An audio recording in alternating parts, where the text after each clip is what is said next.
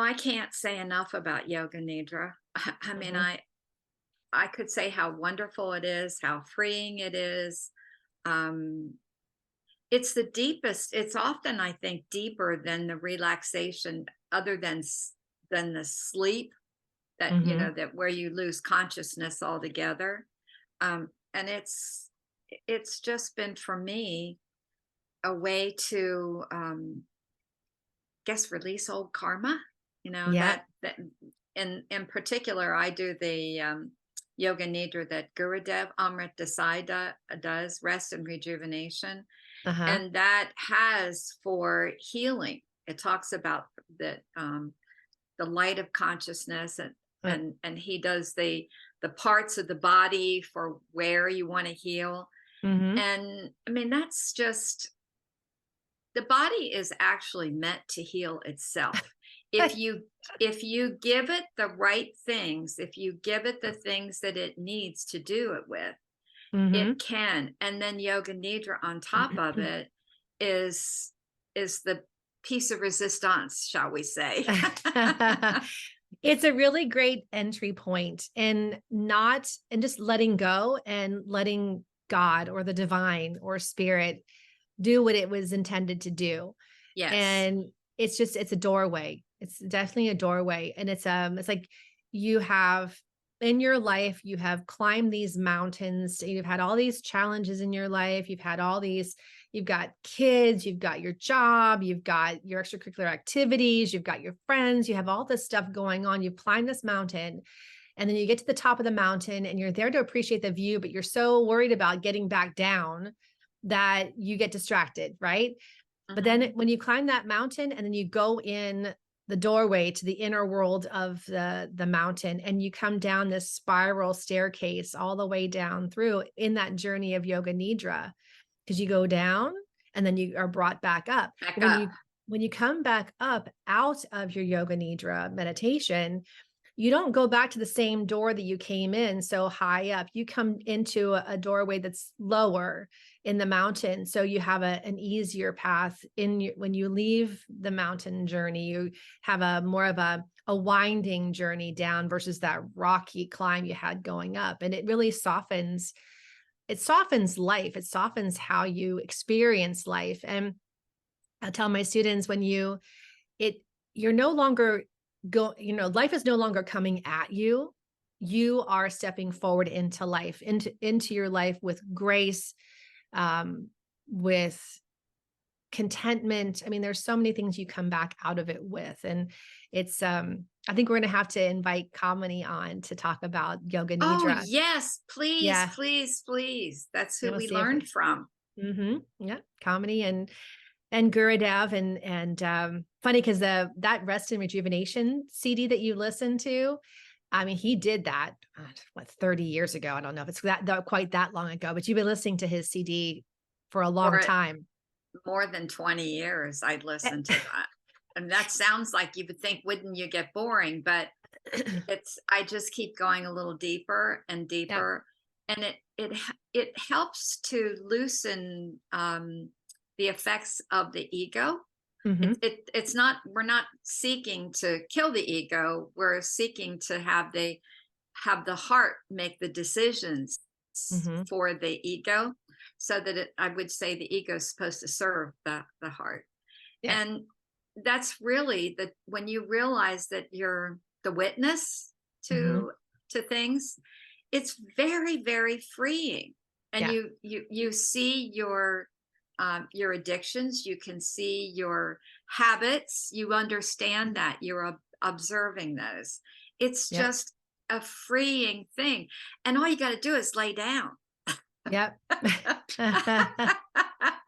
And lay down. That sounds unusual, but Yeah.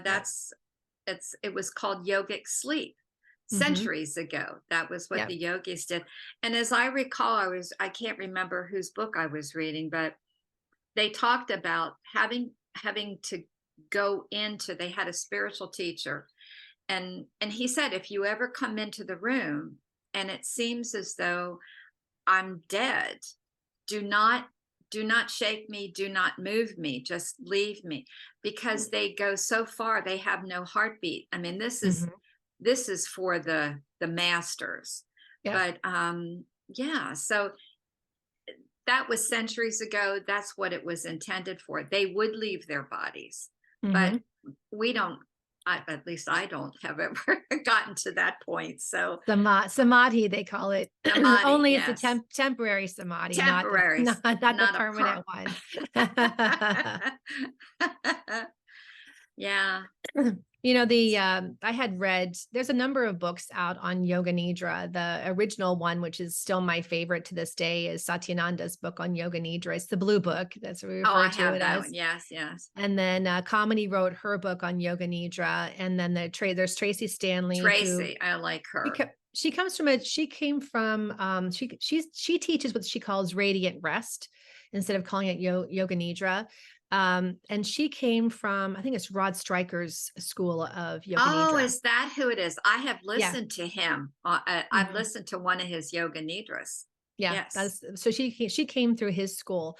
And I know when I did my training back in 2012, at that time there were only 4 schools of Yoga Nidra in the entire world.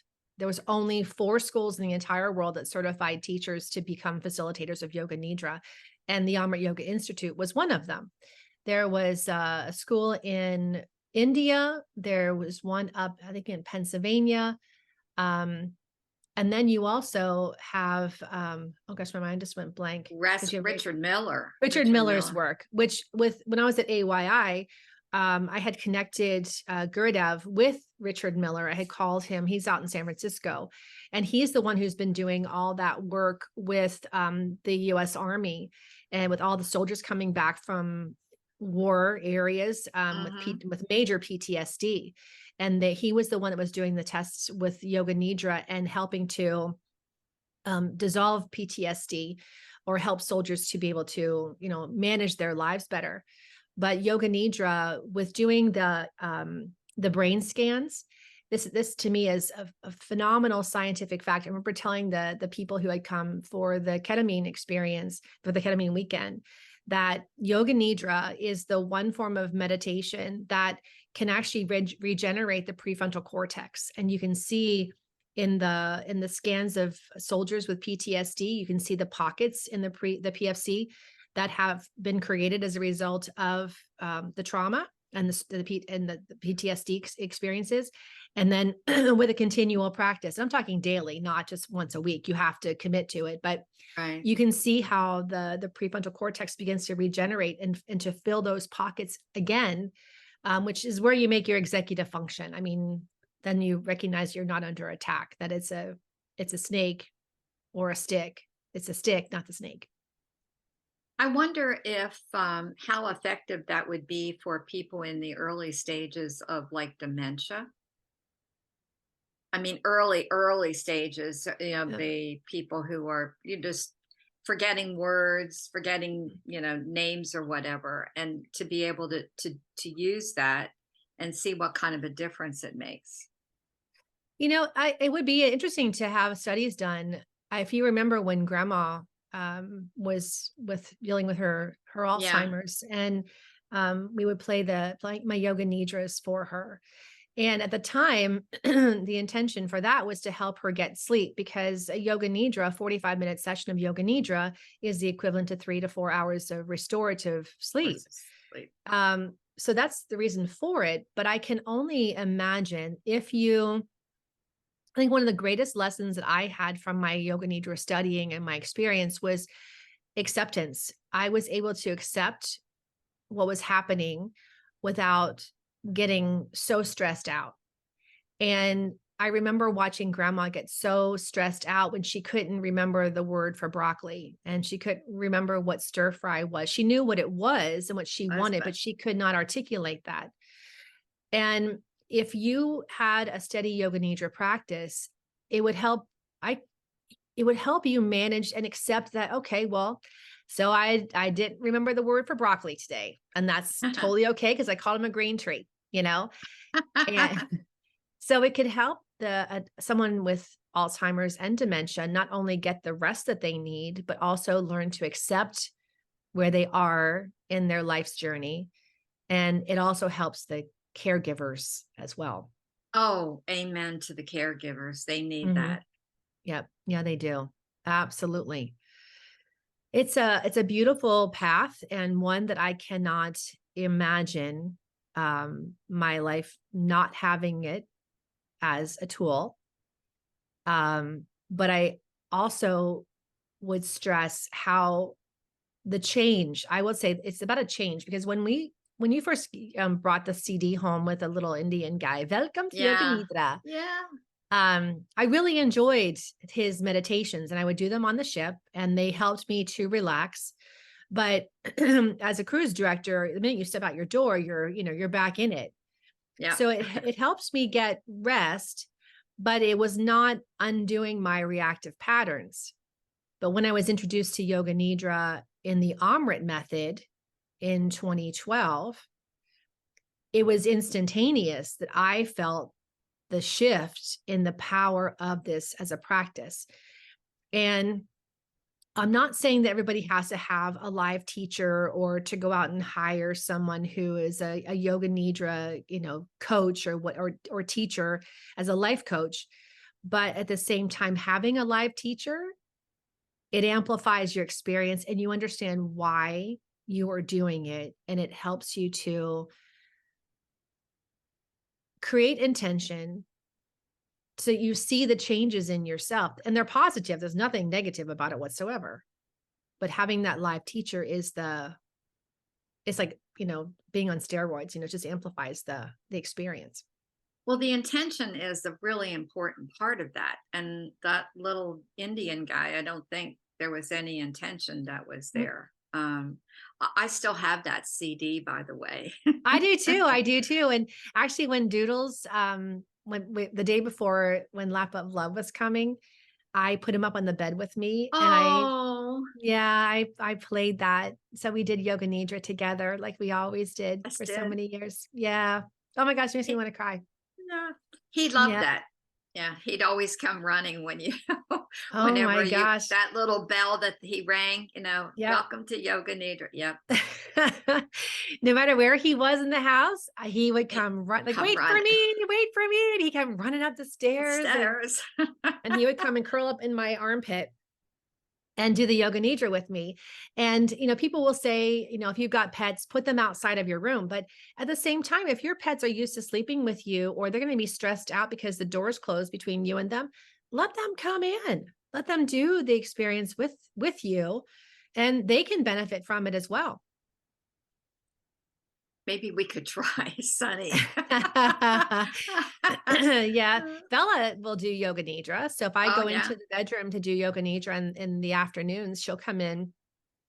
And even in the mornings, some mornings she'll come in and curl up by my head and do yoga nidra with us. So she's a yoga nidra kitty as well. I don't know if Sunny is or not. She's not. She's one that I have to put out because she prances around. She can't decide on what position she wants. She's on this leg, she's on that leg. So no, she stays out of the bedroom when I'm doing yoga nidra. I was asked by a gated community here in town to go and do a sunrise yoga nidra for the community through their fitness club.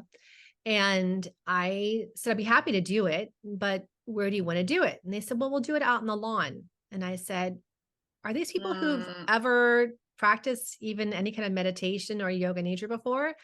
No. And I said, okay, so I'm going to suggest that we do it inside, whether it's in your gym, fitness center, a meeting room, whatever, but to do it inside or over by the pool, like where you could lay on a mhm. lounge chair, because some people don't want to lay on the ground. And also there's bugs. And Yeah. when I when I did my yoga nidra training, and this is something is, it's a line in our yoga nidra script, which is allow outside distractions to pull you more deeply within. Yeah. Yeah. And I love that line because it was such a significant part of my own experience in training. But we were in the group that I was in, my breakout group, my cohort, we had our practice in the tent at AYI. And we had to, Oh, so we yeah. had a small group with our facilitator, and we would take turns delivering Yoga Nidra. So, I mean, I was doing Yoga Nidra like 4 times a day. I mean, it was crazy. But Uh-huh.